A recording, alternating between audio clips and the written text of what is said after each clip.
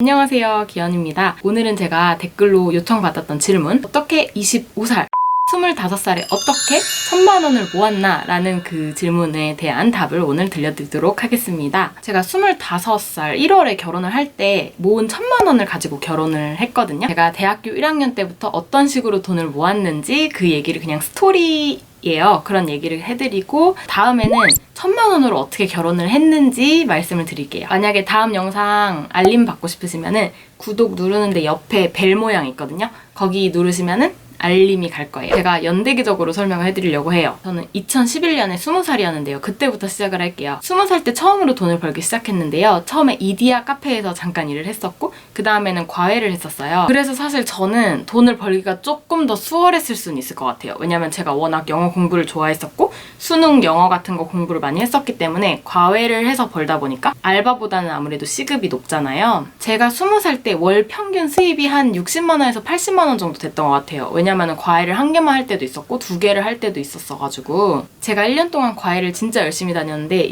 2011년이 딱 끝났을 때 제가 통장을 보니까 돈이 하나도 없는 거예요. 정말 하나도 남아있지 않았어요. 그때가 아직도 기억나요. 아, 내가 되게 열심히 과외를 다닌다고 여기저기 뛰어다녔는데 남은 돈이 하나도 없구나라는 걸 그때 처음 느꼈어요. 그때부터 약간 돈을 모아야지라는 생각을 처음 하게 됐어요. 그리고 다음 해에 21살이 됐을 때도 월 평균 수입은 비슷했어요. 저는 되도록이면 알바보다는 과외를 하려고 했었거든요. 제가 1학년 때는 돈을 모을 생각이 아예 없다 보니까 어쩔 때는 뭐 80만 원을 벌면 20만 원은 뭐 학원비에 쓰거나 아니면은 뭐 가끔은 뭐 엄마도 조금 주기도 하고 그냥 남은 거를 다 써버리려고 했었거든요. 왜 그런지 모르겠지만. 근데 22살 때부터는 남은 거를 저금하는 습관을 들였어요. 그래서 이제 대학교 앞에 우리은행이 있었는데 열심히 우리은행을 왔다 갔다 하면서 되게 뿌듯해하면서 저금을 했었거든요. 근데 그때는 이율이 지금보다는 높아서 3.5였어요. 적금 이율이. 그래서 저는 되게 그거를 기다리면서 저금을 열심히 했던 기억이 나고요. 근데 지금은 이율이 1. 몇이잖아요. 그래서 저금할 맛이 좀 안 나긴 하는데 제가 그때 저금을 했던 이유는 사실 여행을 가고 싶어서 였어요. 제가 여행을 원래 진짜 좋아했는데 돈이 없으면 여행을 못 가잖아요. 그래서 매달 한 10만 원, 20만 원씩 저금을 해서 제 기억으로는 7월인가 8월에 칭다오 중국 여행을 가서 한 70만 원 정도를 썼던 기억이 나요. 그런 식으로 돈을 모아서 여행을 갔어요. 그리고 중국 갔다 와서 또 돈을 계속 모으기 시작을 했고요. 제가 22살에는 처음으로 창업을 해야겠다라고 생각한 때거든요. 그래서 그때 제가 돈을 모아서 100만 원 정도가 있었어요. 한 5월 달쯤에, 22살 5월 달쯤에 그 쇼핑몰을 하는데 100만 원을 썼어요. DSLR 카메라도 샀고 옷도 사고 해가지고 100만 원을 썼고 거의 뭐 전 재산을 날렸다고 볼 수 있죠. 그리고 나서도 계속 열심히 과외를 하고 또 알바도 더 추가를 해서 그때는 왜냐면은 창업을 해야겠다고 생각을 하니까 돈을 벌어야 되겠는 거예요. 그래서 알바나 과외를 최대한 하려고 했고 그래서 한 80만 원에서 100만 원 정도를 벌면서 저금을 좀 하려고 노력을 했어요. 그러다 보니까 제가 22살 말쯤에는 150만 원에서 200만 원 사이가 모여 있더라고요. 그래서 그걸 제가 어떻게 했냐면 23살 1월에 제가 중국에 가요. 중국에서 1년 동안 지내게 되는데요. 저는 예전부터 중국이나 뭐 어디든지 유학을 되게 가고 싶었는데 사실 돈이 없어서 못 갔어요. 그래서 그때 제가 200만 원을 모아놨었거든요. 근데 그 돈을 써서 초기 자금으로 활용을 했어요. 제가 그때 중국을 가게 된 게 중국에서 1년 동안 영어 문법을 가르칠 강사를 뽑는 학원이 있는 거예요. 한국 학원인데 거기를 지원을 해서 일을 하게 됐어요. 그래서 좋은 게 중국에 가서 일을 하면서 돈을 벌 수 있으니까 외국에서 살 수 있게 된 거잖아요. 그래서 간 거예요. 근데 처음에 초기 비용이 필요하잖아요. 왜냐면 월급은 일을 한 다음에 받는 거니까 선불로 받는 게 아니잖아요. 그래서 일단 월세 비용 필요했고 집 보증금 필요했고 그리고 비행기 값이나 이런 좀 준비할 것들이 필요해서 그거를 이제 썼고요. 그리고 이제 1년 동안 영어 강사 생활을 했는데 그때 제가 130만 원 정도를 벌었어요. 130, 140 요 정도? 근데 그 중에서 이제 월세를 제가 이제 부담을 해야 되잖아요. 외국에 나왔으니까. 중국 월세가 진짜 저렴했어요. 아니 제가 진짜 저렴한 걸 골랐어요. 사실 한 달에 30만 원, 40만 원 정도 보통 다른 분들은 그렇게 사셨는데 저는 20만 원짜리 제일 싸고 좀 안 좋은 곳으로 골랐거든요. 왜냐면 저는 딱 목표가 있었어요. 돈을 모으려는 목표가 뭐였냐면 제가 창업을 하기 위해서 돈을 많이 좀 모아야지 창업을 할 수 있겠다라는 분명한 목표가 있어서 제가 중국에 갈 때 이런 생각을 했어요.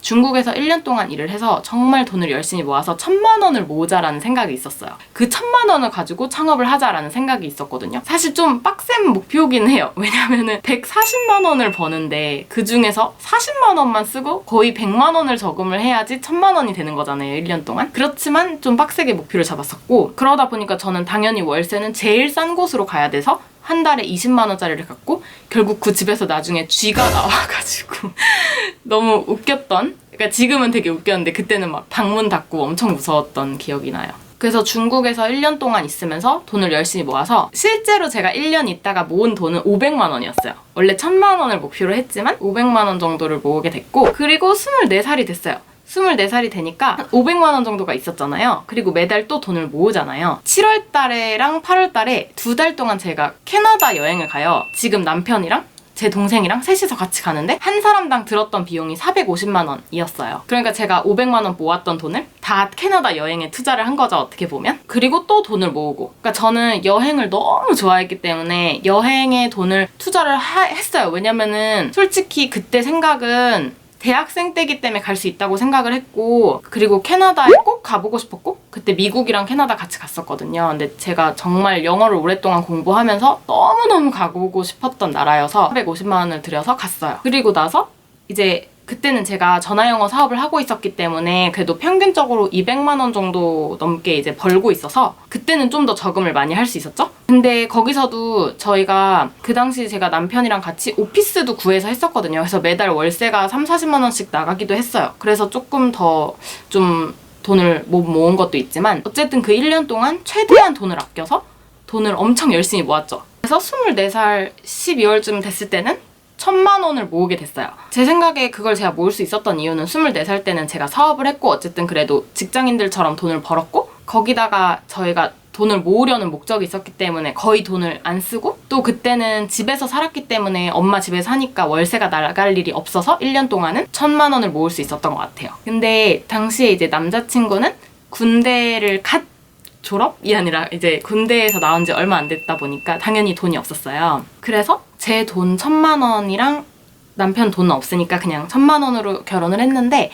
근데 어떻게 보면 저만 돈을 챙겨간 것처럼 보일 수 있지만 사실은 저는 마이너스였어요. 왜냐면은 제가 학자금 대출이 있어서 15,000원이래.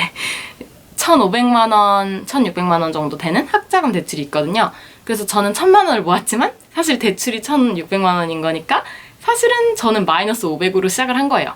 그리고 남편은 그냥 제로였고 없는 상태였고, 그냥 저금을 어떻게 잘하느냐 이거는 제가 또 따로 영상을 만들게요. 근데 그냥 오늘은 이런 식으로 저는 대학생 때 돈을 모아서 1,000만 원을 마련했다라는 거를 말씀드리고 싶었고, 중요한 거는 먼저 목적이 있어야 될 것 같고, 돈을 모아야 된다는 목적 의식, 그 다음에 이제 무조건 안 쓰는 쪽으로 모아야 되는 것. 네, 오늘의 이야기는 여기까지 하고, 여러분들이 또 궁금한 점 있으면 물어봐 주시고 또 댓글로 마구마구 하고 싶은 얘기 해주시면 제가 답글 달게요. 그러면 여러분들도 제가 돈 모으는 거 얘기 되게 좋아하거든요. 그래서 나중에 또 돈 모으는 얘기도 더 많이 해봐요. 그러면 전 갈게요. 안녕.